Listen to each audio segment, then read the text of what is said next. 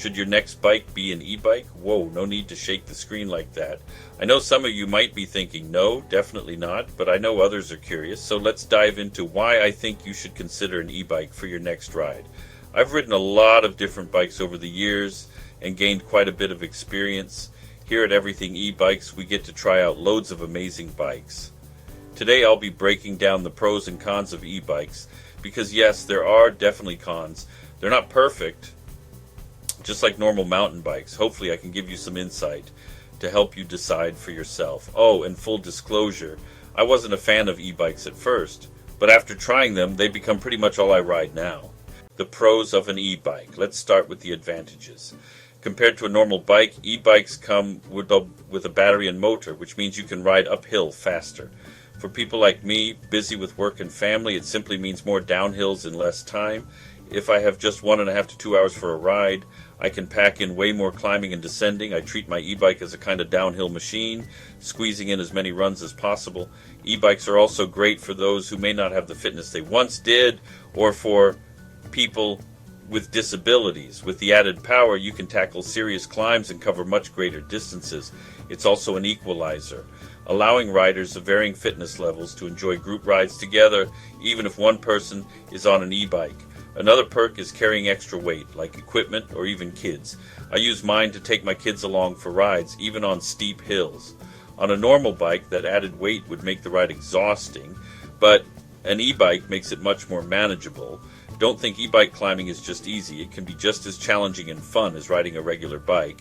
With the motor assist, you can tackle technical climbs that might otherwise be impossible.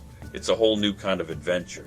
By the way, if you're finding this video helpful, then feel free to subscribe and let me know in the comments.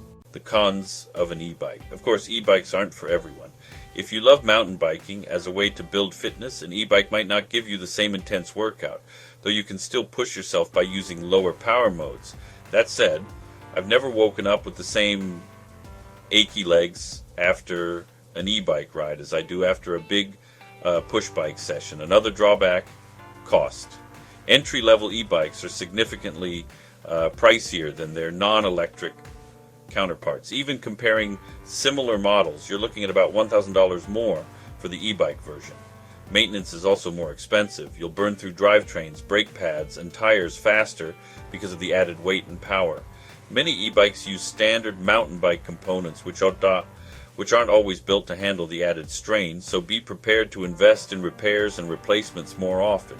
E-bikes are not that easy to transport. They are heavy, which can make them challenging to lift into a car.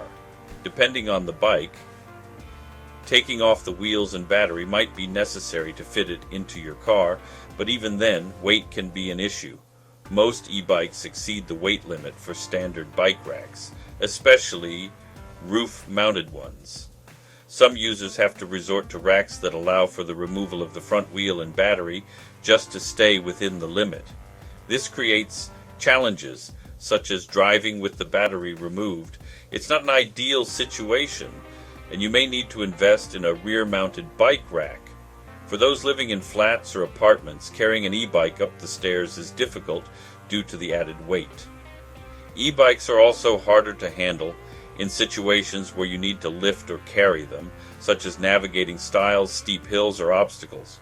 Walk assist modes can help, but the effort required can still be significant. Another consideration is social perception. Some people might call e-bike riders cheaters. While many don't care about these comments, it's worth noting for those who might feel self-conscious. Running out of battery is another potential downside. While traditional bikes don't face this issue, e-bike riders might experience it at least once. Pedaling a heavy e-bike uphill without motor assistance can be exhausting. The rideability of e-bikes is unique. While they're still mountain bikes, the added weight and motor power change the experience. Climbing becomes easier, but the heaviness of the bike makes it less agile. One benefit of the weight is improved grip and predictability, which can make jumps easier to manage. However, tight corners or technical maneuvers require more effort to muscle the bike around. Switching back to a traditional bike after riding an e-bike often feels like a significant change. Regular bikes feel more agile and responsive in comparison. Some people prefer the heavier powered ride of an e-bike, while others enjoy the lightweight maneuverability of a traditional bike. By now you still may be on the fence about e-bikes, but there's another possibility that I have not touched on yet. Light e-bikes are emerging as a potential middle ground. They're designed to ride more like traditional bikes, but with some motor assistance.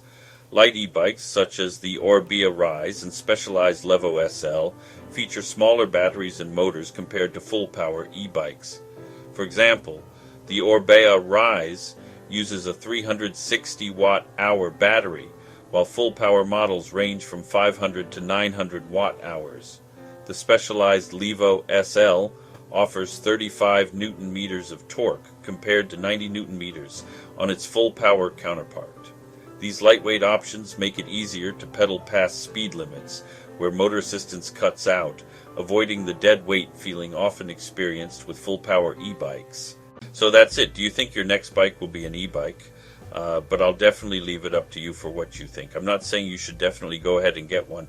They have their pros and cons. Let me know what you think of e-bikes down below. And if you'd like to try one out, get your free bike buyer's guide in the comments below. It will talk you through the steps of buying your first e-bike.